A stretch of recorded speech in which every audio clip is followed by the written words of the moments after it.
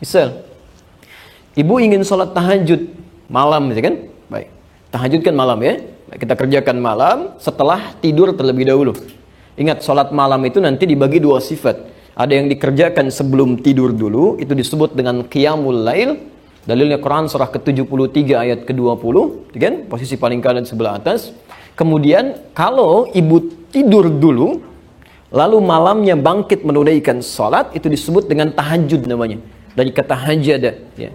Hajada itu asalnya berbaring, ya, berbaring kemudian bangkit. Dalilnya Quran surah ke-17 ayat 79 sampai 81. Nah, saya berikan contoh. Orang yang ingin tahajud malamnya, ya, itu adab Qurannya, ketentuan pertama, jangan langsung tahajud. Ini nggak mudah, ya, nggak mudah. Yang paling penting bisa dilakukan sebelum amalan dikerjakan, kata Quran, keluarkan dulu keutamaannya. Kira-kira keistimewaan tahajudnya apa?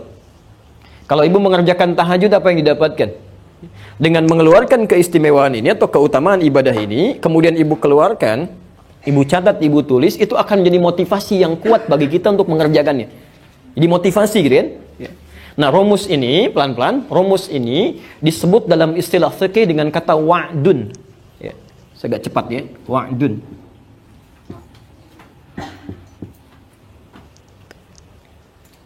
Oke, wa'dun. Wa'dun itu janji positif, ya, janji positif atau keutamaan yang Allah siapkan, yang Allah siapkan, sudah, keutamaan yang Allah siapkan bagi hambanya yang mengerjakan ibadah tertentu, yang mengerjakan ibadah tertentu. Contoh, ini misal saja ya. Di Quran disebutkan, diisyaratkan orang yang tahajud itu dijamin langsung oleh Allah, bukan hadis lagi ya, bukan hadis lagi. Dijamin langsung oleh Allah di Quran surah ke-17 ayat 79 sampai dengan 81-nya. Lihat kalimatnya. Allah menjamin akan memberikan 4 hal. Saya ulang. Allah jamin akan memberikan 4 hal pada orang tahajud, pada orang yang tahajud, yang tidak akan pernah ini diberikan pada yang tidak tahajud, sekalipun sholat fardunya khusyuk luar biasa. Ibu sholat misalnya 5 waktu sampai menangis terseduh-seduh, khusyuknya luar biasa. Anda tidak tahajud, Anda nggak dapat yang 4 ini. Ini khusus hanya untuk yang tahajud. Ya. Dan saking pentingnya tahajud ini, yang 4 ini, sampai perintah tahajud itu satu-satunya sholat sunnah yang perintahnya dilekatkan langsung dengan sholat fardu. Ya. Sholat fardu ada berapa rakaat? 17 rakaat, Masya Allah. Berapa waktu? 5 kan dalam sehari. 17 rakaat di surah ke-17. Ayat 78-nya. Ayat 78 itu perintah sholat fardu. Aqimis salata liduluki syamsi ila ghasaqil laili wa qur'an al-fajri. Ada? Posisi sebelah kiri ke atas sedikit. Inna qur'an al-fajri kana mashhuda. Itu dari mulai zuhur sampai ke subuhnya. Setelah itu, ternyata sholat sunnah pertama disebutkan di Quran, diisyaratkan, itu bukan rawatib. Bukan yang rawatib 12 rakaat.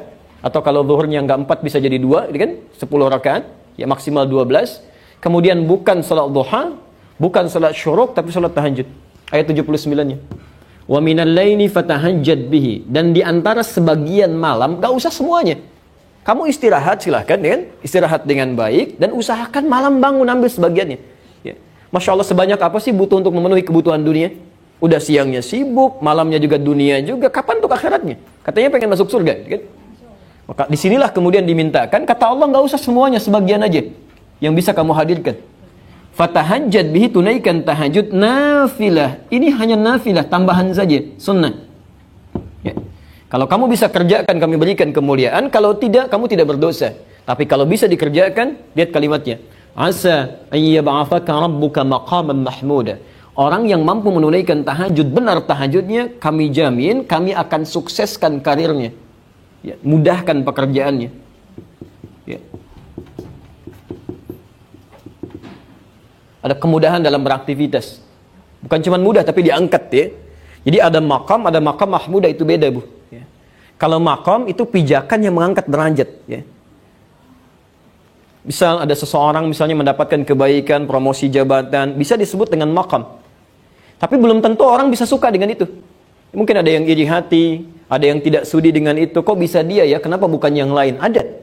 Tapi kalau seseorang terangkat naik dan orang semua paham memang dia yang pantas, dia yang layak, dia yang baik, maka makamnya ditambah dengan kalimat mahmudah, maqaman mahmudah. Ya. Nabi datang, ini kan ayat turun untuk membebaskan Nabi dari kepungan orang-orang Quraisy. Ya, kemudian beliau keluar dari Mekah, hijrah ke Madinah kan? Perhatikan, ketika datang ke Madinah, bukankah sudah ada pemimpin di sana? Ya kan? Ada Abdullah bin Ubay bin Salul, ada kepala suku yang lain. Ketika datang Nabi orang baru, tidak mudah mengangkat beliau sebagai pemimpin. Mungkin ada yang tidak suka, tapi orang kebanyakan mengatakan beliau yang pantas, beliau yang baik dan sebagainya. Ya, pelan-pelan. Ya. Kemudian yang kedua, wa qur rabbi adkhilni mudkhalas sidqin, akan dimudahkan urusan pekerjaannya. Dibimbing mengawali aktivitasnya, dibimbing Allah. Ya, mengawali aktivitas. Dibimbing Allah Subhanahu wa taala. Masya Allah, tidak ada yang paling nyaman, paling mudah kecuali mendapat bimbingan Allah Subhanahu wa taala. Di rumah tangga dapat bimbingan, mau ke kantor dapat bimbingan. Ketika dibimbing Allah tidak mungkin menemukan teman yang jelek. Tidak mungkin menemukan makanan yang buruk, tidak mungkin menemukan pakaian yang buruk dan sebagainya. Ini. Wa akhrijni mukhrajas sidqin, wa akhrijni mukhrajas sidqin. Diberikan solusi terbaik ketika punya masalah. Alhamdulillah. Ibu sedang jalan nih, begitu jalan, kan? Masya Allah, tiba-tiba ada petugas berseragam kasih isyarat, Bu, minggir gitu ya. Baik, apa yang sudah tergambar dalam benak Ibu? Baik, tilang dan sebagainya. Ini kadang-kadang orang suka keliru ya.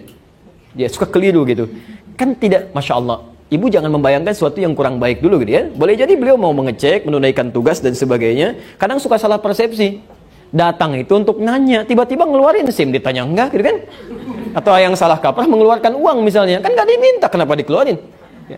Saya pernah mau isi khutbah di daerah Kuningan, Mega Kuningan. Kami duduk di depan, saya sudah gunakan jas, samping kami teman di jamaah, ya beliau sudah agak sedikit sepuh yang bawa mobilnya. Qadarullah dihentikan oleh polisi. Ya, begitu mau sedikit masuk, diminta minggir. Minggir Pak katanya. Ya, begitu sudah merapat, beliau mau mengeluarkan SIM begini. Ya, si polisinya mengatakan mau kemana B, gitu kan? Beliau senyum, melirik kepada kami. Saya kemudian langsung saya jawab, mau Jumatan Pak. Ya. Saya khutbah gitu. Oh sudah langsung aja. Langsung aja. Lalu saya katakan kepada teman kami tadi, Pak, pertanyaannya kan mau kemana? Bukan minta SIM. Ya. Jadi kadang-kadang kita keliru dalam bersikap karena menjawab tidak sesuai dengan pertanyaan. Ya. Ibu bisa pahami nggak? Anak kita sekolah, ada pertanyaan, dijawab tidak sesuai dengan kadar pertanyaannya, salah kan? Kadang-kadang polisi belum nanya, sudah dikasih macam-macam, ya salah gitu. Ya, banyak orang baik Bu, banyak orang baik di kepolisian tuh. Kalau saya ke Mabes atau ke Polda itu Masya Allah gitu ya, orang sudah merapat ke masjid, banyak yang berdoa dan sebagainya. Tidak semua buruk, kadang-kadang yang masuk ke setannya bukan petugasnya, manusianya juga yang salah gitu. Jelas ya?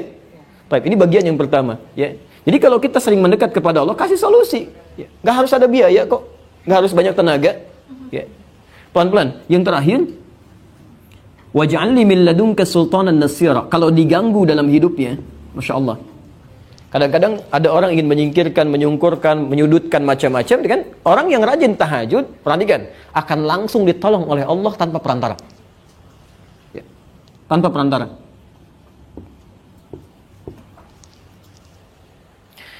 Saya agak sedikit cepat ya, karena bukan ini inti materi kita. Nah, sekarang perhatikan. Rumusnya, kalau ibu ingin menunaikan tahajud, isyarat-isyarat di fikihnya harusnya, sebelum dikerjakan tahajudnya, ini 4 ini keluarkan dulu Bu. Ibu tulis, tempelkan di samping dinding tempat kita tidur itu. Begitu Anda mulai miring ke kanan dan melihat tulisan ini, nggak punya rencana atau tidak terfikirkan tahajud pun, ibu malam bisa bangun. Bisa bangun kan? Ya. Coba apalagi ibu tambahkan tulisan, kamu kan kesulitan, dikasih solusi, kenapa nggak mau dikerjain? Ya, Nabi, Rasul, orang paling soleh, tahajud sampai bengkak-bengkak. Kamu bukan Nabi, bukan Rasul, surganya belum jelas, macam-macam dan sebagainya, nggak mau tahajud. Terus nuntut lagi pengen cepat selesai masalah. Ya bangun, kan? Tuliskan. Ya. Di sini ibu bisa bangun, karena ada motivasi. Ya, mulai persiapan, susun alarm sampai 3 kan? Alarm pertama, mematikan alarm kedua. Alarm kedua, siap-siap dan seterusnya.